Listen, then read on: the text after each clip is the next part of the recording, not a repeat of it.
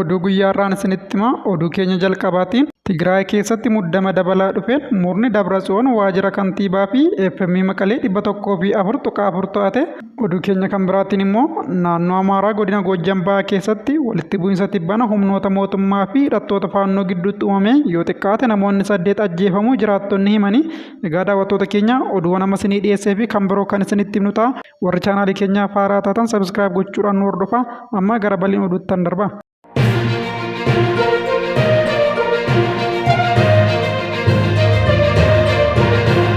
Oduu keenya jalqabaatiin Tigraay keessatti muddama dabalaa dhufeen murni Dabratsiyoon waajjira kantiibaa fi FM Maqalee 104.4 to'ate. Bulchiinsa yeroo Tigraay fi ajajoota waraanaa TPLF'n deeggaran gidduutti waldhabdeen uumame yeroo hammaataa dhufetti murni adda bilisummaa uummata Tigraay Dabratsiyoon Gabra Mikaa'eliin durfamu FM Maqalee 104.4 to'achuu fi waajjira kantiibaa magaalittii to'achuun isaa dhaga'ame. Qoqqoodinsaa fi waldhabdee aangoo adda bilisummaa uummata Tigraay keessatti hammaataa dhufeen jiraattonni magaalaa akka Maqalee, Addigiraatii fi Addiiguum hedduun yaadda'uu isaanii ibsanii jiraataan magaalaa Maqalee Addis Istaandardiif yaada isaa kenne tokkos haalli jiru sodaachisaadha. Namoonni waan booda dhufu sodaachuun maallaqa baasuu fi meeshaalee barbaachisoo bitataa jiru jedhe.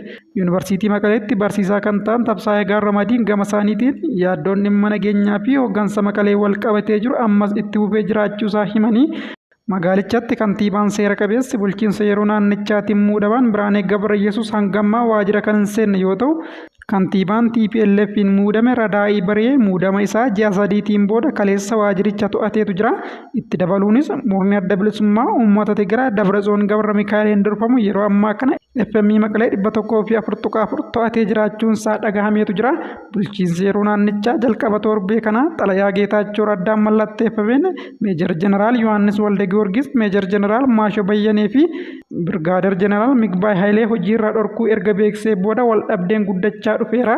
Qondaaltonni kunneen hojiiwwan murtee mootummaa irraa maquun naannicha gara waldhabdee keessootti harkisaa jiru jedhamuun himatamanii biiroon nageenyaa fi tasgabbii Tigraay deebii kenneen murteen kun hojii mata dhaabbataa fi seera kan hin hordofnedha jechuudhaan morme.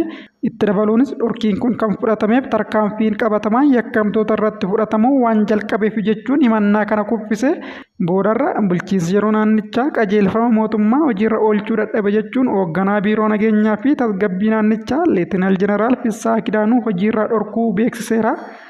Akkasumas gareen humna waraanaa Tigraay keessa jiru waliigaltee Piriitooriyaa diiguuf yaalaa akka jirus ibsuun mootummaan federaalaa haala jiru hubachuun deeggarsa barbaachisaa akka godhus gaafateetu jira. Addi bilisummaa uummata Tigraay gama isaatiin bulchiinsi yeroo naannichaa mootummaan federaalaa gargaarsa barbaachisaa akka godhuuf waamicha kallattii fi alkallattiin qaamni sadaffaa gidduu akka seenuuf godhamu mormeetu jira. Gochi akkanaa waliigaltee Piriitooriyaa irratti balaa hamaa fiduu danda'a jechuudhaanis gareen TPLF balaaleffateera. Naannicha keessatti yaaddoon tasgabbii dhabuun Maqaleen alattis bal'achaa kan dhufe yeroo ta'u, magaalaa godina Kibba Bahaa keessatti argamtu Addiiguum keessatti humnoota nageenyaa fi jiraattota bulchiinsa yeroo naannichaa deeggaran gidduutti waldhabdee uumameen namoonni 5 miidhamuun isaanis gabaafameera.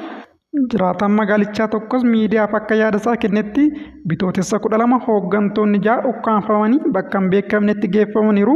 Haalli kun irra deddeebi'ee mul'ataa waan jiru warri jijjiirama bulchiinsaa morman badaniiru jedhe. Itti dabaluunis dargaggoota sagalee mormii dhageessan irratti xiyyeeffatamuu ibsetu jira. Jiraataan kan biraa immoo namoonni maallaqa isaanii baankota adda addaa keessaa baasaa akka jiran himuudhaan gatiin meeshaalees ol ka'eera. Sodaan ugguraas yaaddoo bal'aa fidaa jira jechuudhaan hime.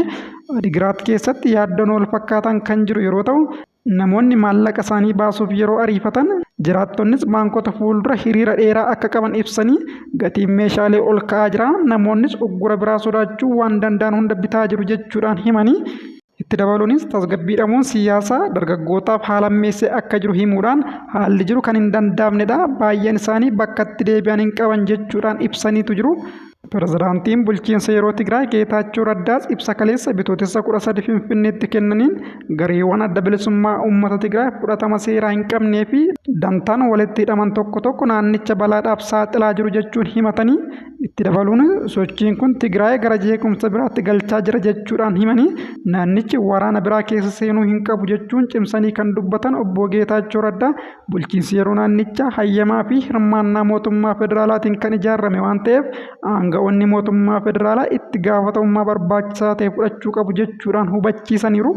Oduu biraatiin Naannoo Amaaraa godina Goojjam Bahaa keessatti waldhabdee tibbana humnoota mootummaa fi hidhattoota faannoo gidduutti uumameen yoo xiqqaate namoonni 8 ajjeefamuu jiraattonni himanii godina Goojjam Bahaa aanaa Nabsee Saar Midir naannawa magaalaa Marxoola Maariyaamitti bitootessa 10 bara 2025 irraa eegalee guyyoota 3 walitti aansuun humnoota nageenya mootummaa fi hidhattoota faannoo gidduutti walitti bu'iinsa uumameen yoo xiqqaate namoonni 5 ajjeefamuu jiraataan maqaan isaa akka hin dhaamne gaafate ibse waraanni kallattii adda addaan gaggeeffamaa akka tures himuudhaan ka'umsi lola kanaas dhaabbileen adda addaa hidhattoota faannootiin qabamuu hordofee qabeenyi dhaabbilee kanaa akka hin fudhatamneef raayyaan ittisaa tarkaanfii fudhachuu eegaluu isaati jechuun ibse kanarraa kan ka'e qabeenyi dhaabbilee hedduun naannoo baadiyyaa Marxoola Maariyaam irraa gara magaalittii geejjibamaa turan arguu isaaniis ibsaniiru. Akkasumas waraanni diishqaa dabalatee meeshaalee waraanaa bireelii fi snaayiperiin dabalameen bakka Dabra Madaanit jedhamutti gaggeeffameen namoonni 5 rasaasa karaarraa maqeen rukutamuun ajjeefamuu isaaniis himaniiru. Dabalataanis kaleessa ganama bitootessa 13 bara 2025tti naannoo magaalaa Marxoola Maariyaam gandoota Tantaa fi Darjii keessatti raayyaan ittisaa manneen barnootaa ganda Darjii dabalatee dhaabbilee to'annoo hidhattoota faannoo jala jiran bilisa baasuuf erga yaalii taasiseen booda lolli ka'uu ibsaniiru. Egaa daawwattoota keenya oduu gabaabaan sa'aatii kanaaf isiniif qindeessine kana gammaatti hordoftanidha. Sa'aatii muraasa booda oduu biraatiin haga walitti deebinutti nagaan turaa.